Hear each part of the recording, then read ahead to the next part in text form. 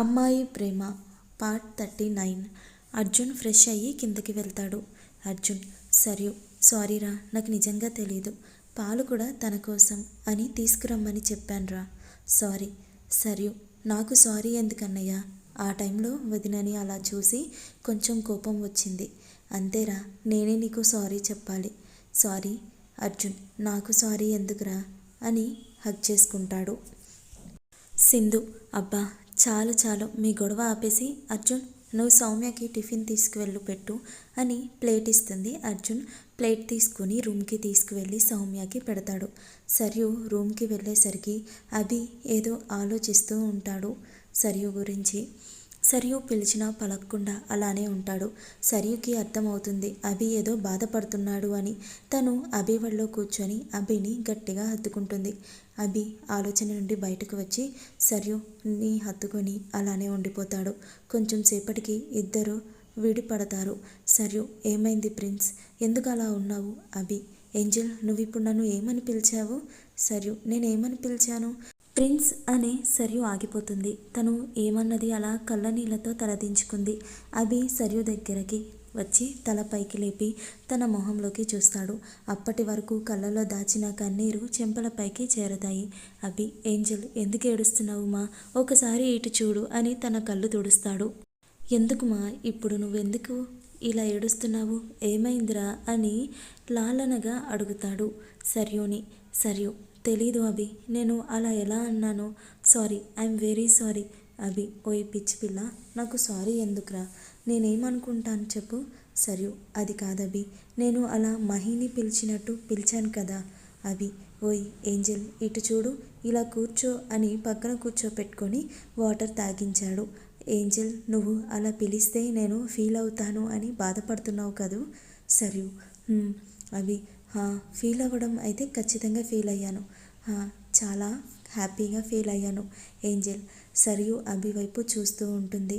అభి, అవును ఏంజెల్, చాలా సంతోషంగా ఉంది. ఎందుకో తెలుసా? నువ్వు నాలో మహేష్ని చూస్తున్నావంటే నేను నిన్ను మహేష్ ప్రేమించినంతగా ప్రేమిస్తున్నానని నీ మనసు ఫీల్ అయింది కదా.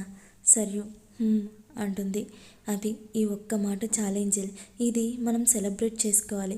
సాయంత్రం మనం ఇద్దరం బయటకు వెళ్దాం, ఓకేనా? మూవీ చూసి డిన్నర్ చేసి వద్దాం. ఏమంటావు ఏంజెల్?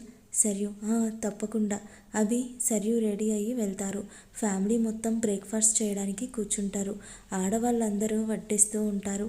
సౌమ్య కూడా కిందకి వచ్చి కూర్చుంటుంది హాల్లో.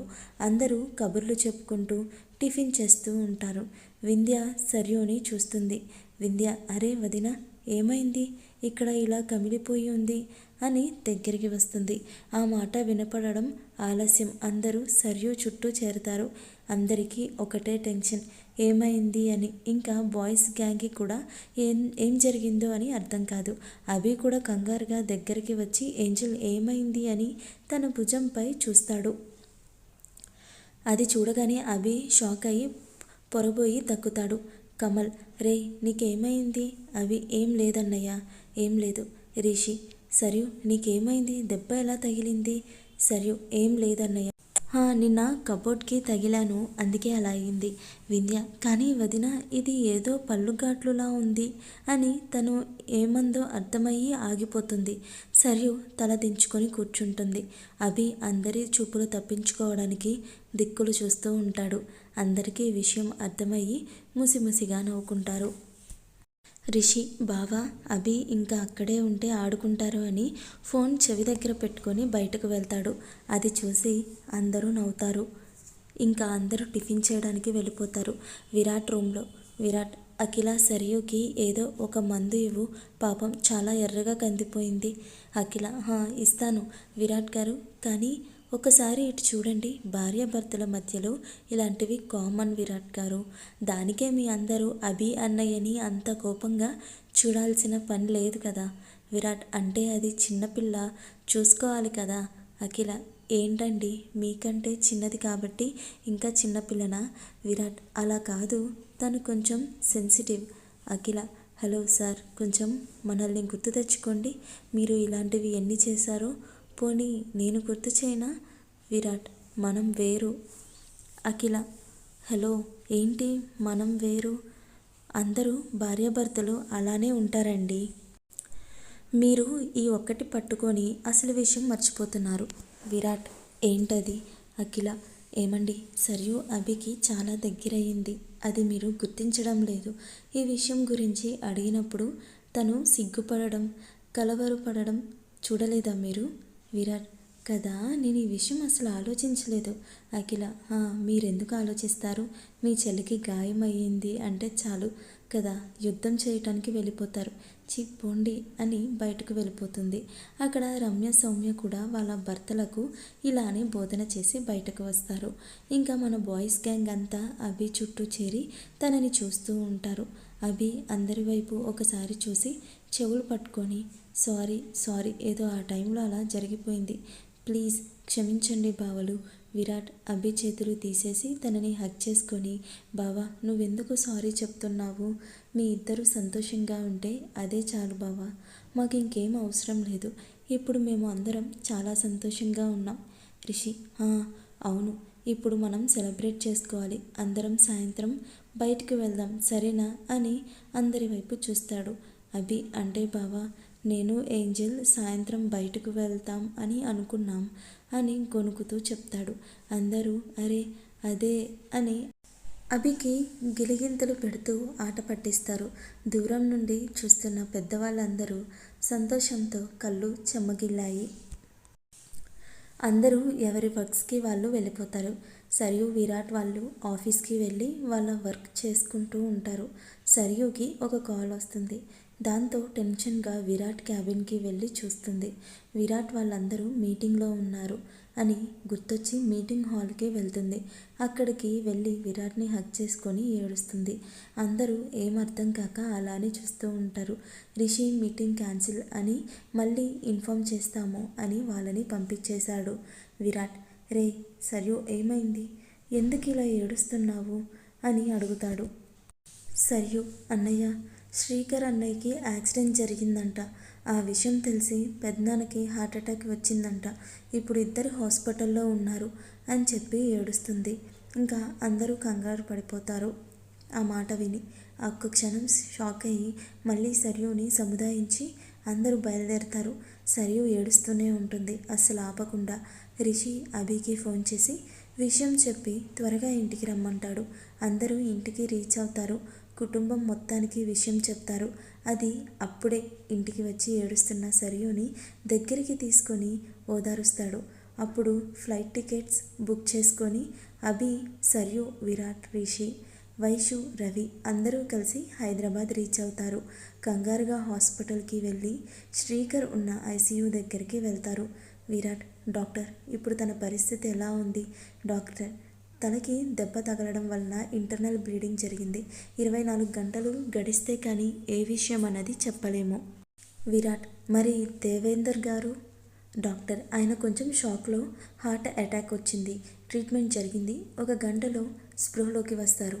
Virat okay doctor. సరియు అసలు కొంచెం కూడా ఏడుపు ఆపట్లేదు. అది ఏంజెల్ ఇప్పుడు ఏం కాలేదు కదా మా, చూడు అంకుల్ బాగానే ఉన్నారు. శ్రీకర్ బావ కూడా అలానే ఇంటికి వచ్చేస్తాడు చూడు.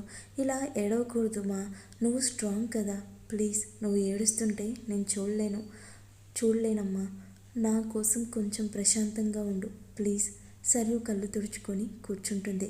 రిషి, వైషు అందరికీ కాఫీ తీసుకొచ్చి ఇస్తారు. సరియుకి జ్యూస్ ఇస్తారు. తను తాగకుండా పక్కన పెడుతుంది. అభి బ్రతిమలాడి తనకు కొంచెం తాగిపిస్తారు. డాక్టర్ దేవేందర్ గారికి స్పృహ వచ్చింది అని చెప్పడంతో అందరూ లోపలికి వెళ్తారు. సరియు పెద్దనాన్న ఏంటిది, నువ్వు చాలా స్ట్రాంగ్ కదా, నువ్వు ఇలా అయిపోతే ఎలా చెప్పు? దేవేందర్ చిన్ని తల్లి నేను మీ పెద్దమ్మకి మాటిచ్చానురా, వీడికి ఏ కష్టం కలగకుండా జాగ్రత్తగా చూసుకుంటానని. కానీ ఇప్పుడు వాడిని అలా చూసి నేను ఎలా ఉండగలను? సరియు పెద్దనాన్న అన్నయ్యకి ఏం కాదు, ప్లీజ్ మీరు కొంచెం ప్రశాంతంగా ఉండండి. అందరూ దేవేందర్ గారికి ధైర్యం చెప్తారు. అలా ఆ రోజు పూర్తవుతుంది. ఆ నెక్స్ట్ డే మార్నింగ్కి శ్రీకర్కి స్పృహ వస్తుంది. డాక్టర్ చెక్ చేసి ఇంకా ఏం ప్రాబ్లం లేదు అని చెప్తాడు. సరియు శ్రీని పట్టుకొని ఏడుస్తుంది. శ్రీ అయ్యో ఏంటమ్మా బంగారం ఇలా ఏడుస్తుంది, మా కోతి చాలా స్ట్రాంగ్ కదా. సరియు స్ట్రాంగ్ స్ట్రాంగ్ అని అందరూ నన్ను రాయిని చేసేస్తున్నారు. శ్రీ అది కాదురా. సరియు అన్నయ్య, మిమ్మల్ని ఇలా చూసి తట్టుకునే శక్తి నాకు లేదురా. కొంచెం జాగ్రత్తగా ఉండాలి కదరా. అయినా అలా ఎలా డ్రైవ్ చేసావు నువ్వు? శ్రీ రే, నేను కరెక్ట్గానే ఉన్నాను. వాళ్ళే రాంగ్ రూట్లోకి వచ్చారు. అందరినీ తీసుకొని బయటకు వచ్చేస్తుంది. శ్రీ చెయ్యి చాపుతాడు. స్రవంతి ఆ చేయి పట్టుకొని ఏడుస్తూ ఉంటుంది. శ్రీ శ్రావ్స్ ప్లీజ్ ఏడవకు స్రవంతి. శ్రీ ఎంత భయం వేసిందో తెలుసా? టీవీలో ఒక్కసారిగా మీ కార్ యాక్సిడెంట్ అయింది అని చూసి ఒక్క క్షణం ఊపిరి ఆడలేదు. ఇప్పుడు మిమ్మల్ని చూసేదాకా నా గుండె నార్మల్గా కొట్టుకోలేదు. శ్రీ స్రవంతిని అలానే హత్తుకుంటాడు. కొంత సమయం తర్వాత శ్రీకర్కి దేవేందర్ గారికి ఒకే రూమ్ ఇస్తారు. సరియు, అభి, విరాట్ అక్కడే ఉంటారు. రిషి, వైషు, రవి ఇంటికి వచ్చేస్తారు. విరాట్ అక్కడ కంపెనీకి కావాల్సిన వర్క్ చూస్తూ ఆఫీస్లోనే ఉంటాడు. స్రవంతి ఇంట్లో శ్రీకర్ విషయం చెప్పడంతో స్రవంతి వాళ్ళ అమ్మా నాన్న తనని చూడటానికి వస్తారు. అక్కడే సరియు వాళ్ళ పెళ్లి గురించి కూడా మాట్లాడేస్తుంది. ఒక వారం తర్వాత శ్రీకర్ని డిశ్చార్జ్ చేస్తారు. స్పెషల్ ఫ్లైట్లో శ్రీకర్ వాళ్ళని విజయవాడ తీసుకొని వస్తారు సరియు వాళ్ళు. శ్రీకర్ వాళ్ళని అందరూ జాగ్రత్తగా చూసుకుంటారు. ఇంకా స్రవంతి విషయం తెలిసి అందరూ సంతోషిస్తారు. ఒకరోజు ఊర్లో ఏదో ఫంక్షన్ ఉంది అని మౌనిక, కర్ణ, కీర్తి, వింధ్య ఊరికి వెళ్తారు. కమల్ ఏదో వర్క్ ఉంది ఇవాళ, ఇంటికి రాను అని చెప్పేసి వెళ్తాడు. ఇంట్లో సరియు, అభి, సంధ్య మాత్రమే ఉంటారు. సంధ్య కూడా ఏదో పని అని బయటకు వెళ్తుంది. అభి, సరియు కబుర్లు చెప్పుకుంటూ సరదాగా టైం గడుపుతారు. సాయంత్రం అభి బయటకు వెళ్తాడు. సరియు రిషి వాళ్ళ దగ్గరకు వెళ్తుంది. అందరూ రిషి, వైషు పెళ్లి గురించి మాట్లాడుకుంటారు. అలా సమయం గడుస్తుంది. హఠాత్తుగా సరియుకి మనసంతా ఏదోలా ఉంటుంది. తనకేం అర్థం కాదు. తన ప్రమేయం లేకుండానే కళ్ళ వెంట నీళ్లు వస్తుంటాయి.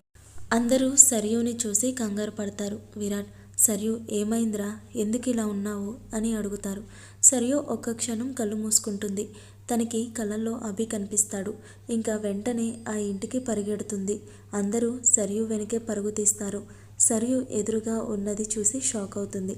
సరియు వెంటే వచ్చిన వాళ్ళు అందరూ అలానే నిలబడిపోయారు. అక్కడ సంధ్య బెడ్పై ఉండి అభిని తన మీదకు లాక్కొని హత్తుకుంటుంది. అభి కూడా అలానే ఉండిపోతాడు.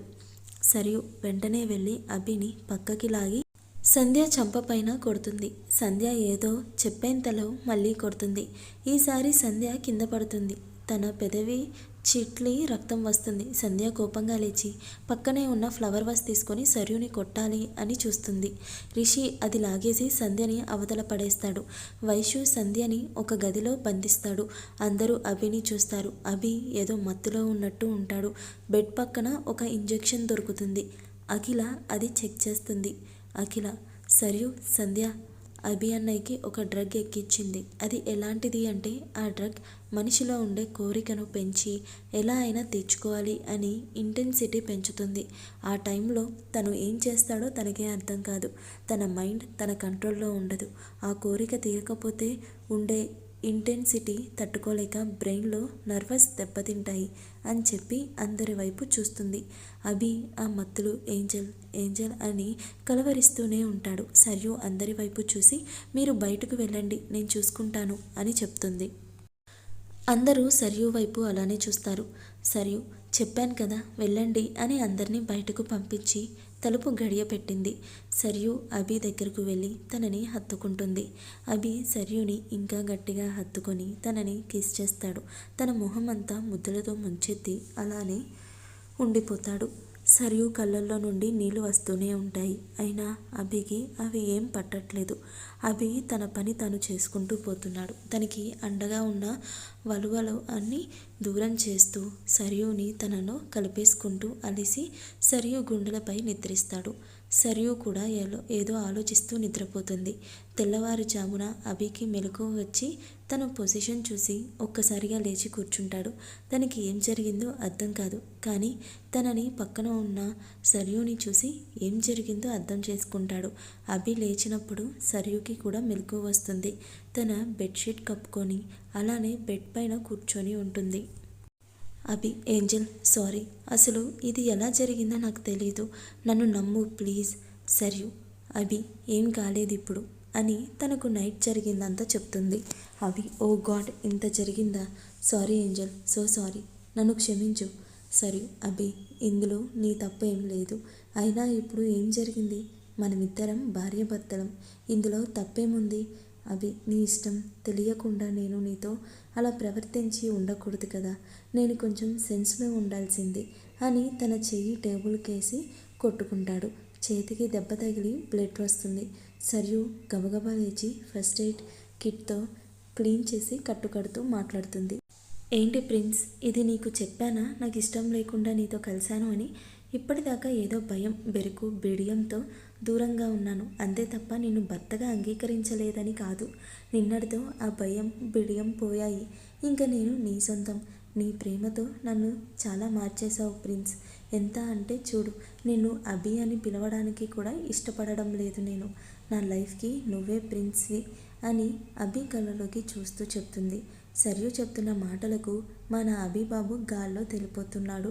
అభి ఏంజెల్ కొంచెం పక్కకి వెళ్ళవా, నిన్ను ఇలా చూస్తూ కంట్రోల్లో ఉండలేకపోతున్నా. అప్పుడు చూసుకుంటుంది సరియు తనని తాను బెడ్షీట్నే చుట్టుకొని ఉంటుంది.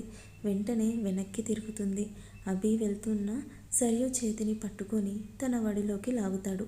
సరియుని వెనుక నుండి హత్తుకొని భుజంపై ముఖం పెట్టి తన బుగ్గ మీద కిస్ చేస్తాడు. సరియు తన్మయంతో కళ్ళు మూసుకొని ఉంటుంది. అభి అలానే పెదవులతో సరియు మెడపై రాస్తూ తన చెవిని ముద్దు పెట్టుకుంటాడు. సరియు అభి చేతులు గట్టిగా పట్టుకుంటుంది. అభి సరియు భుజంపై పుట్టమచ్చను కిస్ చేసి గట్టిగా కొరుకుతాడు. అప్పుడు సరియు వెంటనే అభిని వెనక్కి తోసేసి తను కొరికిన చోట రబ్ చేస్తూ, పో ప్రిన్స్, అసలు చూడు ఎలా కొరికావో, నువ్వు పెద్ద రౌడీ ఫెలోవి, నిన్న మత్తులో ఉన్నప్పుడే నయం, చాలా సున్నితంగా ప్రవర్తించావు, నాకు ఇబ్బంది కలగకుండా, ఇప్పుడు చూడు ఎలా కొరికావో. అభి మొహం చిన్నబుచ్చుకొని, సారీ ఏంజెల్, నాకు ఆ పుట్టుమచ్చ చాలా టెంప్ట్ చేస్తుంది, మరి ఏం చేయను. సరియు ప్రిన్స్, ఇప్పుడు ఇది ఎవరైనా చూస్తే పో అని ఇలానే చేస్తావు, మొన్న కూడా ఇంతే. అభి సారీ ప్లీజ్. సరియు సరే నేను ఫ్రెష్ అయ్యి వస్తాను. అభి ఏంజెల్ మళ్ళొకసారి అంటే నిన్నంత మత్తులో జరిగింది కదా. సరియు చీ సిగ్గులేదు పో అని వాష్రూమ్కి వెళ్తుంది. అభి నవ్వుకుంటూ బెడ్పై కూర్చుంటాడు. సరియు వచ్చిన తర్వాత అభి ఫ్రెష్ అయ్యి ఇద్దరు కిందకి వెళ్తారు. అందరూ వీళ్ళ కోసం టెన్షన్గా వెయిట్ చేస్తూ ఉంటారు. ఇద్దరు మొహంలో ఉన్న సంతోషం చూసి అందరికీ అర్థమవుతుంది. అందరూ కళ్ళనీళ్ళతో వాళ్ళని చూస్తూ ఉంటారు. సరియు అందరి వైపు చూడలేక సిగ్గుతో తల దించుకొని ఉంటుంది. అందరూ అభిని ఎలా ఉంది అని అడుగుతారు. అభి అందరికీ బానే ఉంది అని సమాధానం చెప్తాడు. సరియు అన్నయ్య ఆ సంధ్య ఏది అని అడుగుతుంది.